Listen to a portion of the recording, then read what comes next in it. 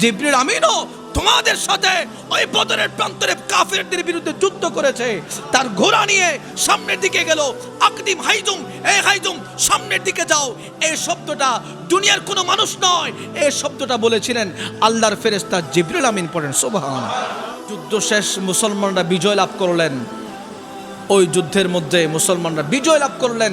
যুদ্ধ শেষে আমার নবীজি সাহাবায়ে কেরামদের নিয়ে বসলেন, এই আমার সাহাবীরা, বলো না ইসলামের প্রথম যুদ্ধ সম্পর্কে তোমাদের অভিমত কি?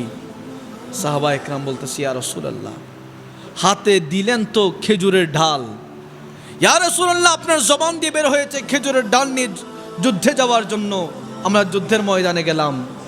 ইয়া রাসূলুল্লাহ, মারতেছি খেজুরের ঢাল দিয়ে, কিন্তু গর্দান দুই টুকরো হয়ে যায়। আর কয়েকজন সাহাবী বলতেছে, ইয়া রাসূলুল্লাহ, আমি যুদ্ধের ময়দানে শুনলাম কেউ একজন বলতেছে আকদিম হাইজুম, আকদিম হাইজুম, আকদিম হাইজুম, এ হাইজুম সামনের দিকে আগাও।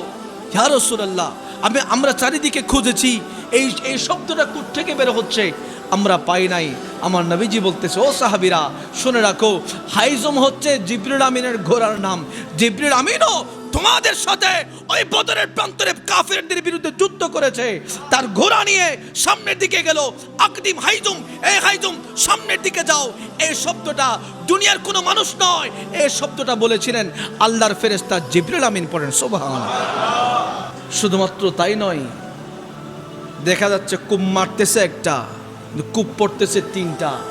ইয়া রাসূলুল্লাহ, মারতেছি একটা, পড়তেছে তিনটা, কোত্থেকে আসতেছে ইয়া রাসূলুল্লাহ বুঝতে পারতেছি না। তখন আমার নবীজি বলতেছে, ও সাহাবীরা, ওই ময়দানে আমার আল্লাহ পাক রব্বুল আলামিন তোমাদের পক্ষে ফেরেশতা নাজিল করে তোমাদেরকে সাহায্য করেছে। পড়েন সুবহানাল্লাহ।